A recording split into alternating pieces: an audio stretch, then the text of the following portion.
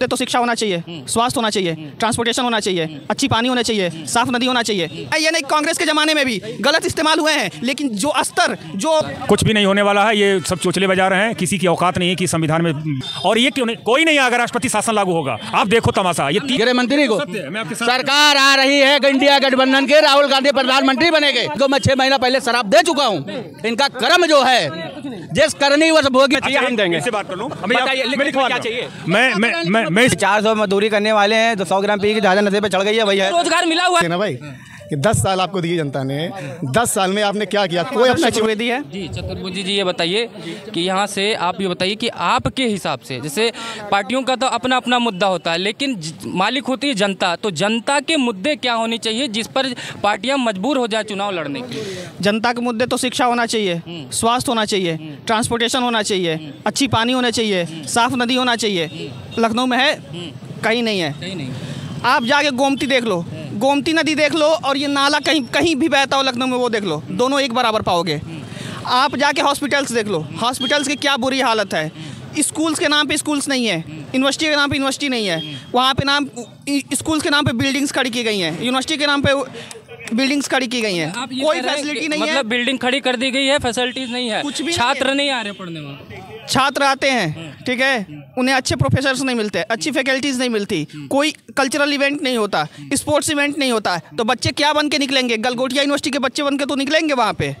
तो क्या सुविधाएं नहीं है, बस बिल्डिंग खड़ी कर दी गई। और यहाँ पे आपका मुद्दा है, लखनऊ की बात नहीं कर रहा हूँ, पूरे देश में आप सर्वे करा के रख लो और आप देखोगे कि जो आज गलगोटिया यूनिवर्सिटी की बात हो रही है, भारत के 99.9% प्राइवेट विश्वविद्यालयों का बच्चों का स्तर गलगोटिया से भी नीचे है। और हम बात करते हैं कि भारत विश्व गुरु आपने मुद्दा उठाया स्वास्थ्य, शिक्षा, रोजगार और सब चीज़ें, है ना, लेकिन आप ये बताइए कि पार्टियां जो हैं आजकल आरक्षण के मुद्दे पर लड़ रही हैं, पार्टियां जो है संविधान बचाने के ऊपर लड़ रही हैं, तो बताइए हमारे देश का संविधान खतरे में कब पड़ा और कैसे हुआ? आप बताइए कि संविधान। मैं बताता हूँ, भारत का संविधान खतरे में है। मैं बता देता हूँ। दुनिया में प्लीज दुनिया में जहाँ भी लोकतंत्र का खात्मा हुआ है, ठीक है, वहाँ की सरकारें लोकतांत्रिक माध्यम से ही चुन के आई हैं, लेकिन उन्होंने लोकतंत्र को धीरे धीरे डिग्रेड किया है और लास्ट में ख़त्म किया है।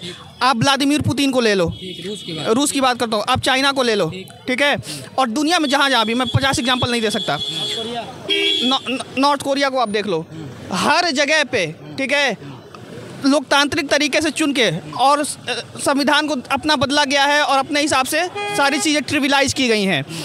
ठीक उसी तरह से इंडिया में भी करने की कोशिश हो रही है। चीन और रसिया की तरीके से भारत भी उसी राह पे चल पड़ा आपके। हाँ, कहने का मेरा वही मतलब, मैं ये नहीं कहता कि भारत का लोकतंत्र खत्म हो जाएगा या फिर खत्म हो गया है, मैं ऐसा भी नहीं कह रहा, लेकिन जनता को सतर्क होने की जरूरत है। हाँ, और आलोचना करो इस बात की कि लोकतंत्र में जो अकाउंटेबिलिटी होती है, मोदी जी के आने से अकाउंटेबिलिटी खत्म हुई है, नीचे हुई है सारे इंस्टीट्यूशंस का। मैं ये नहीं, कांग्रेस के ज़माने में भी गलत इस्तेमाल हुए हैं, लेकिन जो स्तर, जो पैरामीटर सेट किया गया है वो अलग ही लेवल का है मोदी जी के शासन में। तो आप ये बताइए कि आपको क्या लगता है देश के मुद्दे क्या होने चाहिए? सर, देश का मुद्दा, ये जो जातिगत जनगणना की बात हो रही है, तमाम सारी चीज़ें हो रही हैं, लेकिन ये सब फरेब है। देश चलता है नेचर से, देश चलता है कुदरत से, देश चलता है प्रकृति से, जिस पर मैंने रिसर्च किया हुआ है, जिसके अंदर जो है एयर पोल्यूशन की समस्या, ग्राउंड वाटर लेवल की समस्या, सूखे की समस्या, इन सारी समस्याओं पे मेरा कमांड है। यानी कहा जाए कि क्लाइमेट चेंज एंड पर्यावरण पे मेरा कमांड है। इस बात को लेकर आदरणीय प्रधानमंत्री जी से मैंने कहा, उन्होंने मेरी बात नहीं सुनी। उसी दिन मैंने वीडियो जारी करके और पत्र लिखकर माननीय मोदी जी से कहा कि मोदी जी आपका आना संभव है। मैं किसी का दुश्मन नहीं हूँ, मेरे लिए जो देश हित की बात उठाएगा वो मेरे लिए हीरो है। और पे बात कर रहे हैं। हाँ, राष्ट्रीय देश, जैसे संविधान बहुत बात हो रही है, जब से इलेक्शन हो रहा है संविधान खतरे में। संविधान कहाँ पे खतरे में है और किस तरीके से अगर मोदी सरकार 400 पार आ जाती है तो कैसे बदल देगी? संविधान में क्या बदलाव करने वाला है? कुछ भी नहीं होने वाला है। ये सब चोचले बजा रहे हैं, किसी की औकात नहीं है कि संविधान में बदल दे।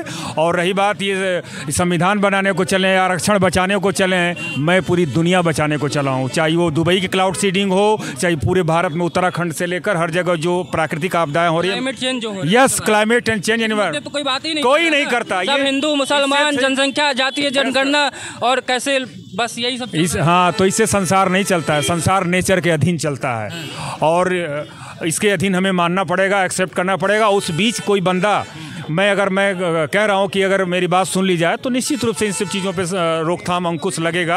और एक मिनट मेरी बात में कुछ मत करो, और जितना बजाना मैं तुम्हारी बात में नहीं डला। और मैं बता दूं, मेरा कोई नहीं है, ना कोई बीजेपी है, ना इंडिया गठबंधन है। और मेरी तरफ से ये कन्फर्मेशन है, वैज्ञानिक आधार पर, प्रकृति के आधार पर मैंने, ये मेरा खुद का विश्लेषण है और एक नया एजेंडा मैं बता रहा हूँ। बीजेपी नहीं आ रही है और इंडिया गठबंधन भी नहीं आ रही है। और ये क्यों नहीं, कोई नहीं, अगर राष्ट्रपति शासन लागू होगा, आप देखो तमाशा। ये 30 बात कर रहे हैं राष्ट्रपति शासन, बिल्कुल नहीं बनेगा। भूखे नहीं, आप 4 को देख लेना, कोई भी इंडिया गठबंधन को नहीं करने जाएगा। आप मेरा नंबर ले लो और मैं पूरे दावे के साथ इस बात को, राष्ट्रपति शासन लग जाएगा, फिर चुनाव होगा, फिर होगा, तो फिर राष्ट्रपति शासन लगवाएंगे। नहीं, फिर नहीं होगा, फिर सुधार होगा। अभी फिलहाल की बात है, फिर उसके बाद जो होगा री इलेक्शन ऐसा है, बात की बात है। राष्ट्रपति, प्रधानमंत्री राष्ट्रपति शासन लगवाने को भूल जाए, इनको भागने का रास्ता नहीं मिलेगा। 2004 वो, हाँ ठीक है, प्रधानमंत्री को, गृह मंत्री को, सरकार आ रही है इंडिया गठबंधन के, राहुल गांधी प्रधानमंत्री बनेंगे। डंके के चोट पे कह रहा हूँ, हमारे देश 6 महीना पहले मैंने बोल दिया हूँ, भाजपा 70 साल बाद आई है और 200 साल नहीं आएगी अब भाजपा। 40 का टारगेट लेके चले हुए हैं आप, उनको 24 में, ये 200 साल नहीं आएंगे, अब 70 साल बाद आ गए थे, गलते थे, ठीक है। मैं आपको बता रहा हूँ, इनको मैं 6 महीना पहले शराब दे चुका हूँ। इनका कर्म जो है, जिस करनी वश भोग्यो ताता, नरक जात का है पछताता, तो ये नरक अब जाएंगे। किस मुद्दे पर शराब दिए थे, किस वजह से शराब दी? मैं इस वजह से शराब दिया था कि 4 साल में जो है आर्मी में आप बच्चों को भेज रहे हो और रिटायर कर रहे हो, और 73 साल के बुढ़ा फेविकोक लगा करके चिपका हुआ है। उसके बाद आप जो है हीरे पे 3% GST किए हो, जो उद्योग लोग लेते हैं, ठीक है। और जनता, गरीब जनता के कॉपी किताब पे आप 28% GST ले रहे हो, ठीक है। किसानों को आप गोली से मरवा रहे हो। कह रहे हैं हम तो किसानों को 2000 रुपया दे रहे हैं खाते में। वो भाला नहीं, भाला आप देखे थे कि नहीं, जो रोड पे गड़वाए थे, और जो गोली चलवाए थे वो नहीं देखे थे, इतना बड़ा बुलेट। तो इसलिए जो है गृह मंत्री, इसलिए जो है, ठीक है, मैं शराब दे रहा हूँ कि ये 70 साल बाद आए हैं, 200 साल नहीं आएंगे, चैलेंज है। बात सुन लीजिए, एक मिनट। जो सब यहाँ चोचले बजा रहे हैं, इन सबों से जरा पूछिए, कोई लिखित रूप से दे सकता है क्या? कोई लिखित दे सकता है क्या? पूरी महफिल में कोई बता दे। मैं दूंगा, मैं लिखित रूप से दे रहा हूँ। आप लिखित में देंगे कि हाँ राष्ट्रपति शासन भाई, तुम्हें क्या लिखित में चाहिए? हम देंगे। इससे बात कर लूँ, बताइए लिखित में क्या चाहिए? मैं इस बात को लिखित दे रहा हूँ। नहीं है, मैं जनमानस हूँ, हम देंगे। नहीं पता है ना, तो आपका शराब भी काम नहीं आता। ये सब किसी युग में हुआ करता था सर। तो मेरा मुद्दे पे लौट के आते हैं, मुद्दे पे भाई साहब, 4 जून भाई साहब से पूछ लो, आखिर क्या पढ़ना है इनकी, आखिर कहना क्या चाहते हैं? ये कह रहे ना हम बीजेपी की सरकार बनने देंगे, ना इंडिया अलायंस की, क्या खुद प्रधानमंत्री बनेंगे? ये बहुमत कहाँ से लाएंगे? राष्ट्रपति शासन लगवा रहे हैं। अरे कुछ ना लगेगा, जब इतना बड़ा दंगा हो गया कुछ ना लग पाया, कुछ नहीं लग पाया।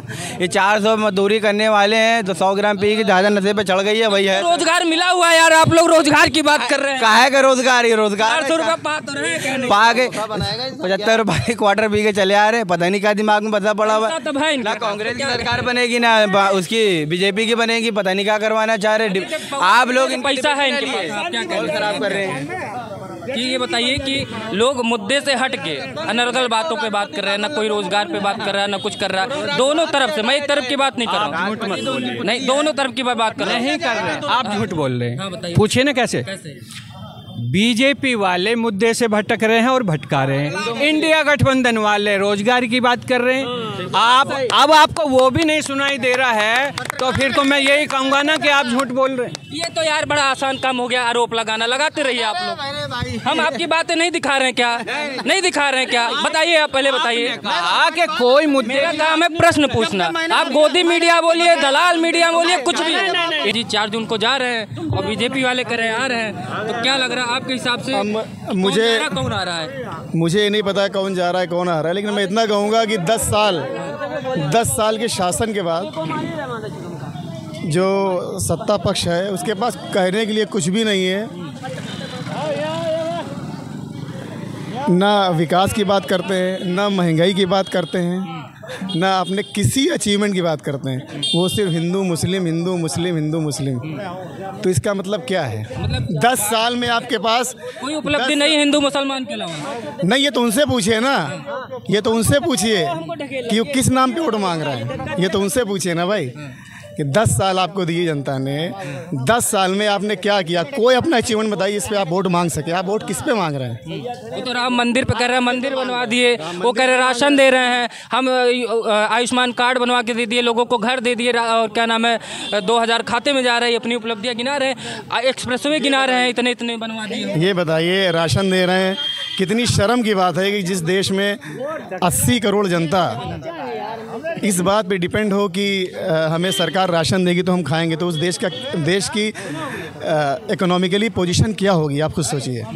ये तो हमारे लिए शर्म की बात है कि 5वीं सबसे बड़ी अर्थव्यवस्था वाला देश आज उसको इतना शर्म करना पड़ जा रहा है, तीसरी की बात कर रहे हैं आप। नहीं, वो तो सब हवा हवाई है। आप हवा हवाई बातें करते हैं। जीडीपी की जो ओरिजिनल जीडीपी है वो बहुत ही अलग है, और ये दिखा रहे हैं बहुत ही अलग है। उससे कोई मतलब ही नहीं है, सिर्फ ये प्रोपेगेंडा फैला के से वोट मांगना चाह रहे हैं। तो ये थी जनता की अपनी अपनी राय। पत्रकार के ऊपर आरोप लगते रहते हैं, तो इसी के साथ वीडियो को समाप्त करते हैं। जय हिंद, जय भारत।